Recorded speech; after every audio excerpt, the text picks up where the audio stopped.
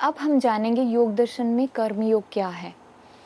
अभी हमने जाना गीता में कर्म के प्रकार। अब हम जानेंगे योग दर्शन में कर्म योग। कर्मा शुक्ला कृष्णम योगिने स्त्री विधा मित्रेशाम। योग दर्शन एक सबसे अगर सुव्यवस्थित ग्रंथ अगर हम किसी को योग का बोलते हैं तो वो योग दर्शन है, जिसके रचयिता महर्षि पतंजलि जी हैं। इन्होंने कर्म योग के बारे में बहुत ही सुंदर व्याख्या की है।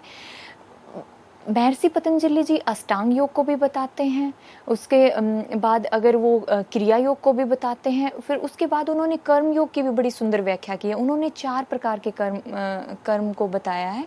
उसमें सबसे पहले आता है शुक्ल कर्म, कृष्ण कर्म, शुक्ल कृष्ण कर्म, इनको मिश्रित कर्म भी हम बोलते हैं। उसके बाद आता है अशुक्ल एक्शन कर्म, जो योगियों के कर्म या जो श्रीमद् भगवत गीता का निष्काम कर्म है वो आता है। सबसे पहले इसमें हम जानेंगे शुक्ल कर्म। शुक्ल कर्म क्या होते हैं? जो हमारा एक मंथ होता है, जो एक हमारा महीना होता है, उसमें 30 दिन होते हैं। 15 दिन के 2 पार्ट होते हैं। उसका शुक्ल 15 दिन का शुक्ल होता है और 15 दिन का कृष्ण पक्ष होता है। जो शुक्ल पक्ष होता है वो जो अमावस्या से पूर्णिमा का जो एक 15 दिन का समय होता है, वो 15 दिन का समय शुक्ल पक्ष कहलाता है। और जो पूर्णिमा से अमावस्या का जो पक्ष होता है वो कृष्ण पक्ष कहलाता है। यहाँ मैं शुक्ल कर्म और शुक्ल कृष्ण कर्म की बात नहीं कर रही, यहाँ पे मैं बात कर रही हूँ शुक्ल पक्ष और शुक्ल कृष्ण कर्म की, और शुक्ल पक्ष की और कृष्ण पक्ष की। तो जो 15 दिन का पीरियड होता है वो एक पक्ष बन जाता है। 15 दिन का शुक्ल पक्ष, 15 दिन का कृष्ण पक्ष, इससे एक हमारा महीना संपूर्ण होता है। तो जो शुक्ल होता है, जो 15 दिन का जो शुक्ल है, वो अमावस्या से पूर्णिमा तक का होता है। उसमें क्या होता है कि हर रोज जो चंद्रमा होता है, चंद्रमा की जो कलाएं होती हैं, उसकी जो रोशनी होती है वो बढ़ती जाती है। जैसे हम अमावस्या को देखेंगे कि चंद्रमा बिल्कुल नहीं होता, एंड उसके बाद धीरे धीरे उसका आकार बढ़ता चला जाता है। और एक पूर्णिमा 15 दिन बाद आती है, उस दिन उसका आकार पूरा बड़ा हो जाता है और एक संपूर्ण रूप ले लेता है और अपनी कलाएं चंद्रमा बिखेर रहा होता है। तो शुक्ल कोई भी चीज है, हर इंसान ऊपर बढ़ना चाहता है, ऊपर उठना चाहता है। तो हम शुक्ल पक्ष को इस शुक्ल कर्म को इस तरीके से भी याद कर सकते हैं कि हर इंसान ऊपर बढ़ रहा है। हर प्रकृति का परिवर्तन है, प्रकृति का जो एक नेचर है वो है बढ़ना। कोई भी शुरू में बच्चा पैदा होता है, फिर वो थोड़ा सा और बाल्यावस्था में आता है, फिर वो जवान होता है, फिर बुजुर्ग होता है। तो इसी प्रकार से वो बढ़ता है। कोई भी अगर हम पौधा लगाते हैं तो वो भी बढ़ता है। इसी जो एक शुक्ल पक्ष है उसको शुभ में माना जाता है, क्योंकि हर इंसान चाहेगा कि वो जीवन में प्रगति करे, ऊपर बढ़े। तो जो शुक्ल पक्ष होता है, शुक्ल मतलब अच्छा, यानी जो रोशनी है उसमें आप बढ़ रहे हो, तो वो शुक्ल पक्ष हो गया। तो उसके हिसाब से भी आप याद रख सकते हैं कि शुक्ल कर्म, शुक्ल मतलब अच्छा पक्ष, मतलब अच्छे कर्म। जो शुक्ल होते हैं उसमें अच्छे कर्म आते हैं। उसमें जब भी कोई इंसान कर्म करता है वो उसका जो फल है उसकी चिंता उसके पीछे रहती है, लेकिन वो अच्छे कर्म होते हैं। उसमें किसी का बुरा नहीं होता। उसमें उसकी जो मानसिकता होती है, ये नहीं है कि वो किसी का बुरा चाह रहा है, लेकिन उसका स्वार्थ होता है उसमें, लेकिन अच्छे कर्म करता है वो। तो ये शुक्ल कर्म हो गया। इसी प्रकार से हम बात करते हैं कृष्ण पक्ष की, जो हमारा पूर्णिमा से अमावस्या तक का जो समय होता है उसको हम कृष्ण पक्ष बोलते हैं। तो इसी प्रकार से जो भी अगर हम देखते हैं तो वेदों में, उपनिषदों में लिखा हुआ है कि जो भी शुभ कार्य जो होते हैं वो हमें शुक्ल पक्ष में करने चाहिए, कृष्ण पक्ष को उस समय के लिए अवॉइड करना चाहिए। तो इसमें महर्षि पतंजलि जी ने वेदों से प्रेरित होके कृष्ण पक्ष को, जो बुरे कार्य करता है, जो बुरे कर्म होते हैं, जो शास्त्रों में, जो वेदों में, जो ग्रंथों में जिनके लिए मना किया गया है कि ऐसे कार्य नहीं करने चाहिए, जो वर्जित हैं, उनको कृष्ण कर्म कहा गया है। उसके बाद आता है शुक्ल कृष्ण कर्म। यानी इनको मिश्रित कर्म भी बोल सकते हैं। ज्यादा लोग अगर आप देखेंगे तो कभी अच्छे कर्म कर रहे होते हैं, कभी वो बुरे कर्म कर रहे होते हैं। तो जो शुक्ल कृष्ण कर्म है वो उनको मिश्रित कर्म भी बोल सकते हैं। जैसे अब हमें रास्ते में कोई भी अगर रास्ते में हमें कोई भी ऐसी स्थिति मिल गई कि कोई पैट है या कोई इंसान है जो ऐसे जिसको मदद चाहिए है, तो हम उसके उतर की मदद कर देते हैं। फिर उसके बाद अगर हम थोड़ी दूर और चले, एक और मिल गया, हमने कर दिया उसका भी मदद। लेकिन कई बार क्या होता है कि इस टाइप से ऐसी सिचुएशन आ जाती है कि आप चाह के भी मदद नहीं करते और कुछ भी बोल के ऐसे निकल जाते हैं। तो आपने क्या किया, कुछ आपने अच्छा किया, कुछ आप बुरा करके निकल गए, तो उनको मिश्रित कर्म के अंतर्गत आएगा वो। तो इस प्रकार से उसके बाद जो अंतिम है वो है अशुक्ल अकृष्ण कर्म, यानी जो ना तो बुरे हैं और ना ही अच्छे हैं, जिसमें कर्ता का भाव ही नहीं है, जो योगियों के कर्म कहा गया है। जैसे हमने निष्काम कर्म को भी पढ़ा भगवत गीता के अनुसार कि निष्काम कर्म क्या है। निष्काम कर्म में हमने उसके फल की चिंता नहीं करनी है, सिर्फ हमने अपना कर्म करना है मन से, वचन से। जिस भी तरह से हम कर्म कर रहे हैं उसके पीछे हमारा एक ही उद्देश्य होना चाहिए, बस मुझे कर्म करना है, उसमें आपका स्वार्थ नहीं होना चाहिए। वो आता है अशुक्ल अकृष्ण। अशुक्ल मतलब ना तो शुक्ल है वो कर्म और ना ही अकृष्ण है। इट मीन्स उसका कर्ता ही खत्म हो गया, क्योंकि जब कोई भी कर्ता कोई कार्य करता है तो या तो शुक्ल कर रहा होता है, या वो कृष्ण कर रहा होता है, या वो मिश्रित कर्म कर रहा होता है कि पूरे दिन में उसने थोड़ी देर के लिए अच्छे कर्म किए, कुछ देर बाद उसका अगर कई बार जैसे हम देखते हैं कि कुछ लोग बहुत ज्यादा अग्रेसिव प्रवृत्ति के होते हैं, उनको किसी कीर्तन में, भजन में या चले गए, या किसी महापुरुष ने या उनके जो माता पिता हैं पूजनीय, उन्होंने उसको बैठा के समझाया कि ऐसे अग्रेशन ठीक नहीं है, आपको थोड़ा सा संयमित होना पड़ेगा, इस चीज़ का ध्यान रखना पड़ेगा, किसी को मारना नहीं है, पीटना नहीं है, गाली गलौच नहीं करना है। लेकिन उसकी जो वो कुछ देर के लिए समझ जाएगा, कुछ देर के लिए वो शुक्ल कर्म करेगा, लेकिन थोड़ी देर बाद उसकी प्रवृत्ति वापस आ जाएगी, वो फिर से कृष्ण कर्म करना स्टार्ट कर देगा। तो लेकिन जो अशुक्ल अकृष्ण कर्म है उसमें कर्ता ना तो शुक्ल कर्म कर रहा होता है ना अकृष्ण कर्म कर रहा होता है, तो कर्ता का भाव ही खत्म हो गया। कर्ता का भाव तब आता है जब इंसान कर्म करता है कि ये मैंने किया, ये चाहे अच्छा किया है चाहे बुरा किया है। सबसे पहले तो कर्ता का भाव तो तभी बनता है कि मैंने किया है, अच्छा किया है। कई बार कुछ लोग तो ऐसी प्रवृत्ति के होते हैं कि वो बुरा कार्य भी अगर करते हैं तो भी बोलते हैं कि हाँ मैंने किया है, आप जो भी कर सकते हैं कर लिए, मेरे खिलाफ जो भी एक्शन ले सकते हैं ले लीजिए। तो जो वो कर्ता का भाव है अशुक्ल अकृष्ण कर्म में, वो कर्ता का भाव भी समाप्त हो जाता है। इसलिए महर्षि पतंजलि जी इनको योगियों के कर्म कहते हैं, कि जो योगी होते हैं, जो एक अपनी जो सिद्धि में इतने अग्रसर हैं, अपनी एक सिद्धि उन्होंने प्राप्त कर ली है, उन योगियों के जो कर्म हैं वो अशुक्ल अकृष्ण हो जाते हैं। उनमें किसी तरह का कर्ता भाव नहीं होता, किसी तरह में उनमें फल की इच्छा का भाव नहीं होता। उनमें वो यही नहीं सोच रहे होते कि मैं क्या कर्म कर रहा हूँ, क्या ये सही है गलत है, वो इस बारे में विचार ही नहीं करते, बस वो उनका कार्य होता है कर्म करना। तो उनको अशुक्ल अकृष्ण कर्म महर्षि पतंजलि जी बताते हैं।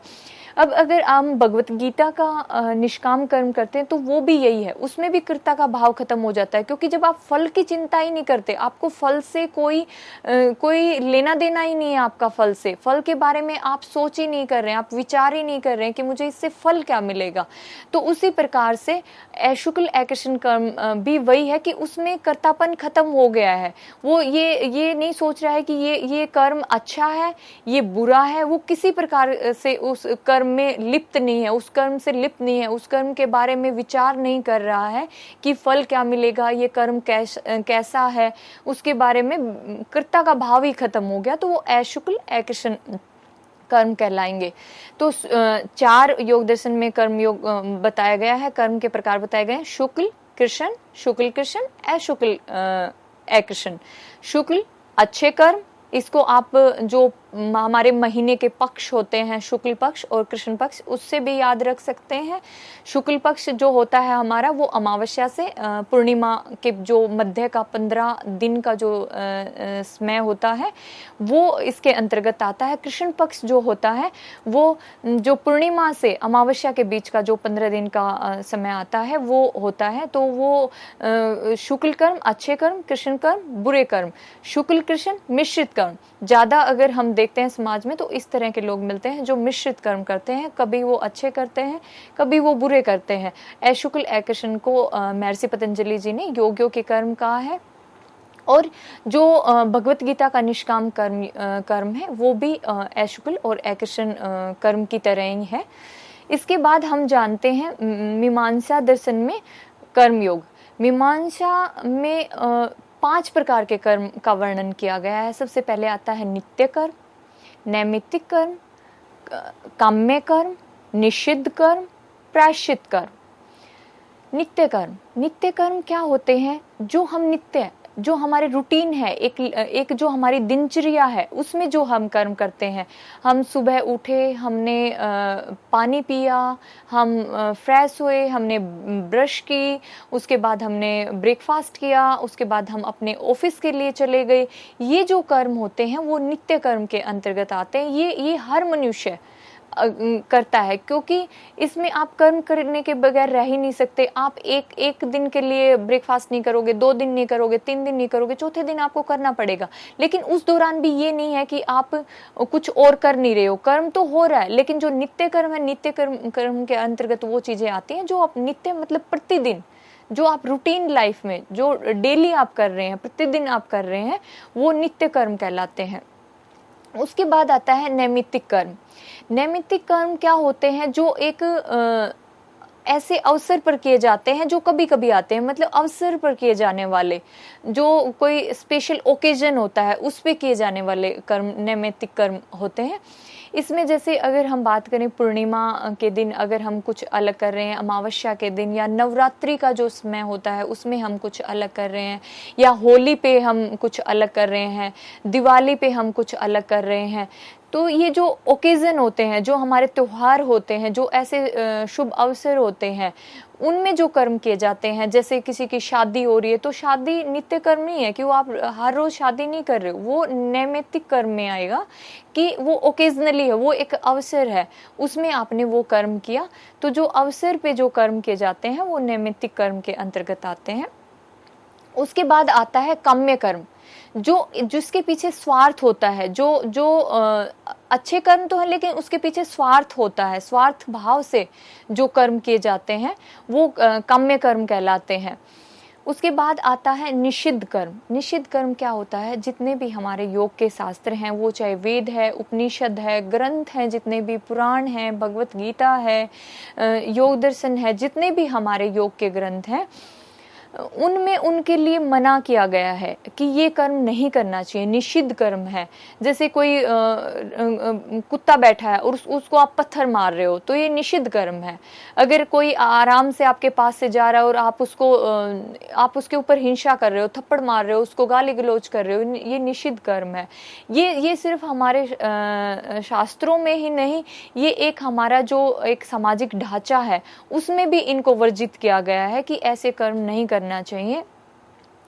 इससे जो एक व्यवस्था है उस पे भी बहुत ज़्यादा इफेक्ट पड़ता है, क्योंकि वो जो इंसान ऐसे कर्म करता है वो बिल्कुल समाज से अलग थलग हो जाता है। उसका ना कोई रिस्पेक्ट करता है, ना उसके बारे में कोई सोचता है। अगर उसके साथ कोई दुर्घटना भी हो जाती है, किसी के मन में उसके प्रति भाव पैदा नहीं होता, क्योंकि वो कर्म ऐसे कर रहा है। उसको अगर कुछ ऐसा होता भी है तो सब लोग बोलते हैं कि उसके कर्म ही ऐसे हैं, उसको उसका प्रतिफल मिला है, क्योंकि उसके कर्म ही इस प्रकार के हैं कि उसको ये फल मिला। उसको बोलते हैं निषिद्ध कर्म, मतलब जो शास्त्रों में वर्जित हैं, शास्त्रों में जिनके बारे में मना किया गया है कि ऐसे कर्म नहीं करने चाहिए, वो जो कर्म करते हैं वो निषिद्ध कर्म के अंतर्गत आते हैं। उसके बाद है प्रायश्चित कर्म। प्रायश्चित हम कब करते हैं? एक तो हमारे जो मीमांसा दर्शन है उनकी सुंदरता देखिए आप, कि उन्होंने सबसे बाद में प्रायश्चित को रखा है। क्योंकि प्रायश्चित आप कब करते हो? प्रायश्चित आप तभी करते हो जब आप कुछ गलत करते हो।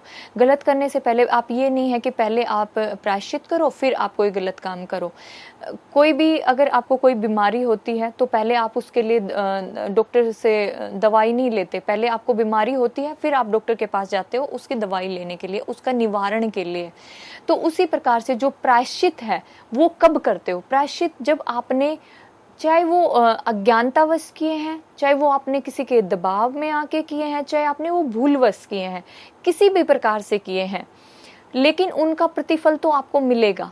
तो उसका जो प्रायश्चित है वो प्रायश्चित कर्म कहलाते हैं। जैसे किसी को भी जेल होती है, वो क्यों होती है? उसका प्रायश्चित वो करता है जेल के अंदर, क्योंकि उसने बुरे कर्म किए हैं। हो सकता है उसको उसी टाइम पे रियलाइज ना हुआ हो, उसी टाइम पे वो पकड़ा ना गया हो, उसने कोई निषिद्ध कर्म किया, वो बच गया हो, लेकिन प्रायश्चित उसका जब जब जब उसके बारे में उसका प्रतिफल आता है, जब उस निषिद्ध कर्म का प्रतिफल आता है, तो वो उसको दुख पहुंचाने वाला होता है। वो उसको प्रायश्चित करना ही पड़ता है।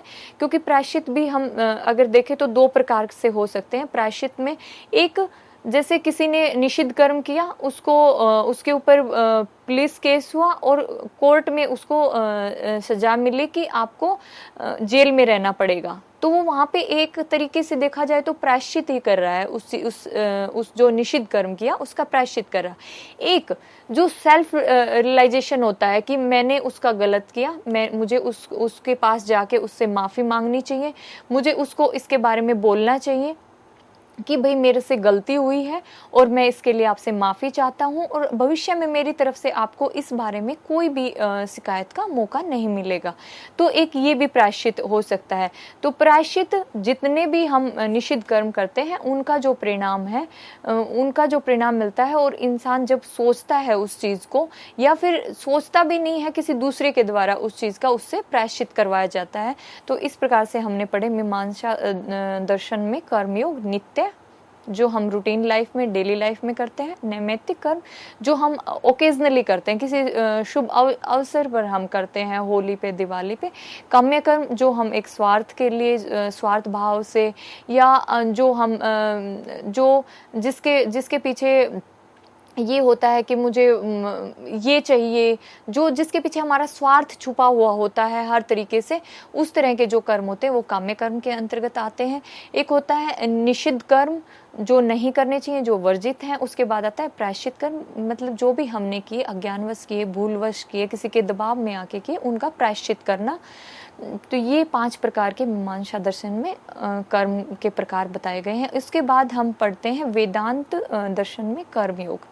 इसमें 3 प्रकार के वेदांत दर्शन में कर्मयोग बताया गया है: संचित कर्म, प्रारब्ध कर्म, क्रियमाण कर्म। सबसे पहले हम बात करते हैं संचित कर्म की।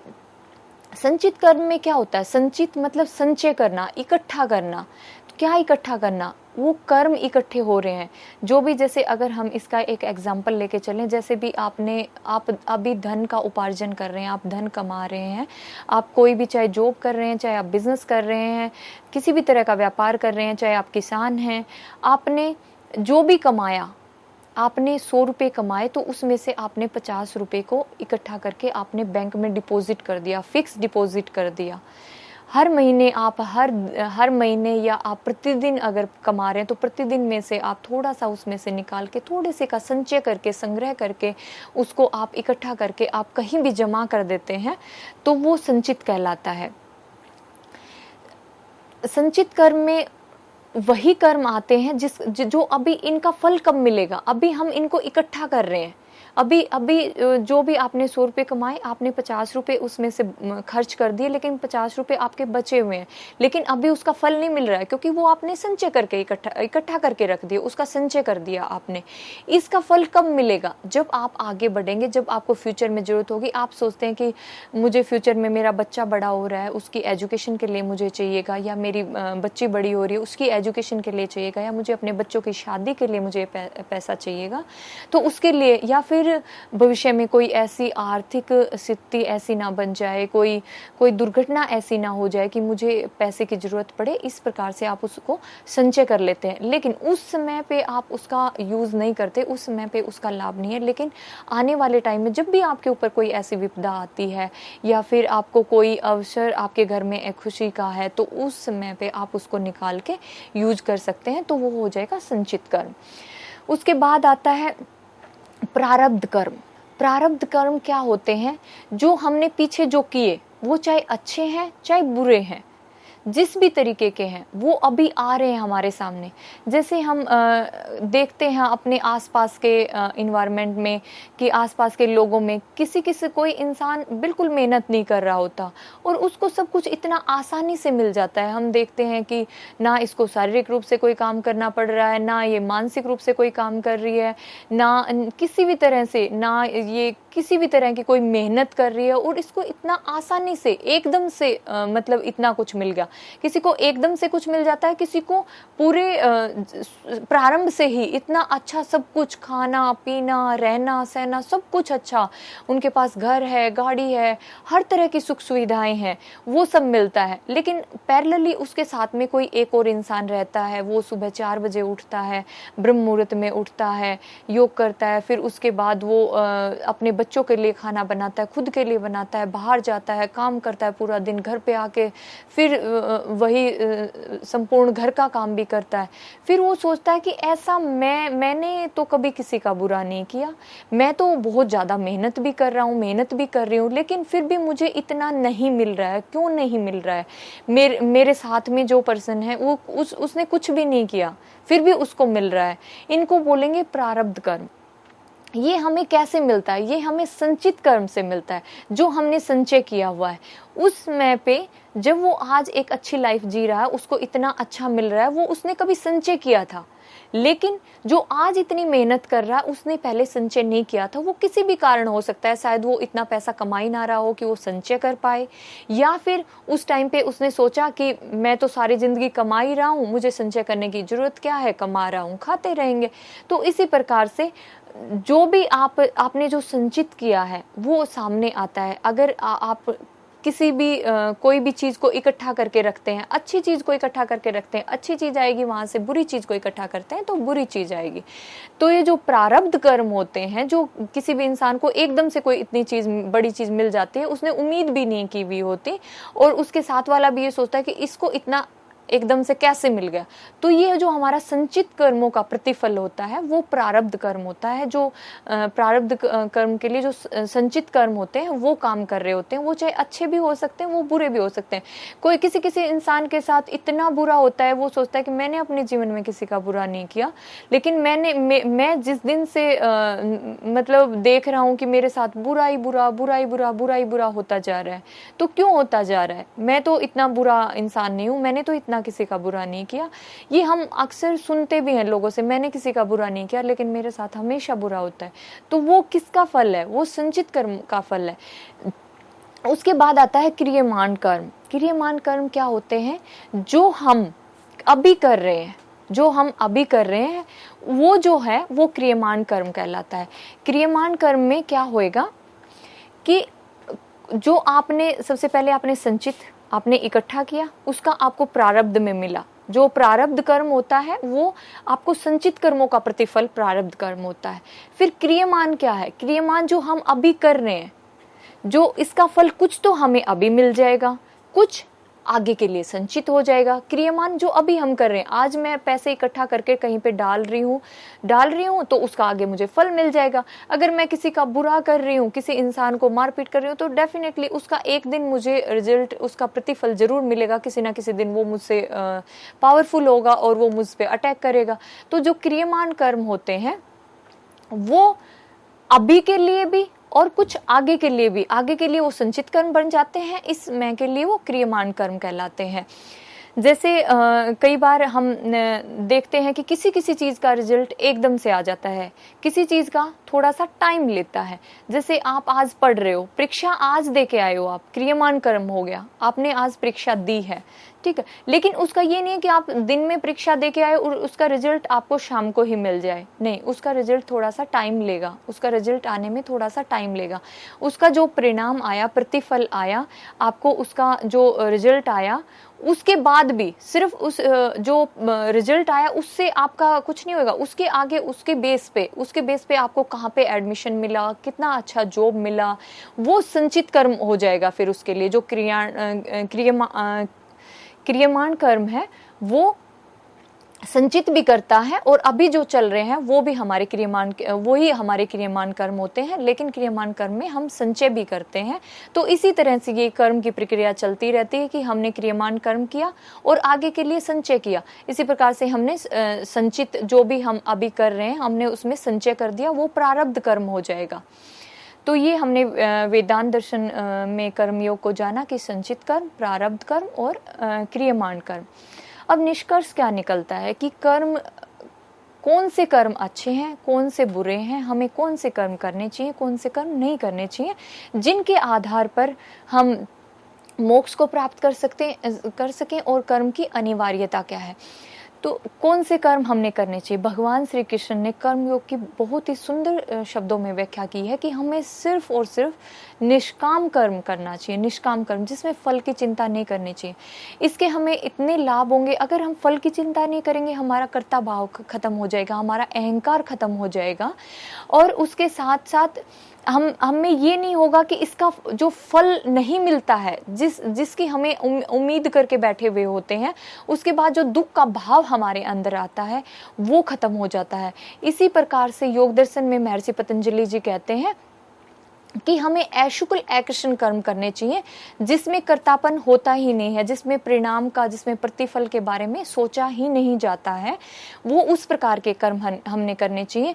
तो आज के समय में अगर मैं बात करूं तो निष्काम कर्म की नित्यंत आवश्यकता है, क्योंकि हम बहुत ज़्यादा जैसे विद्यार्थियों को देखते हैं, किसानों को देखते हैं, वो सोचते हैं कि हमें ये फल मिलेगा और वो आत्महत्या तक कर लेते हैं।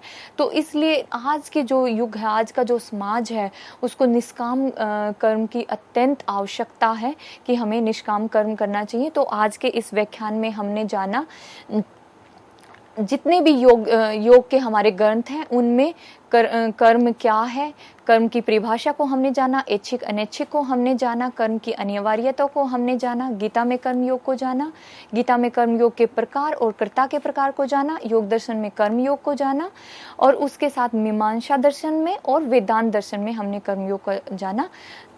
आशा है आप सभी लाभान्वित होंगे इस व्याख्यान से। धन्यवाद।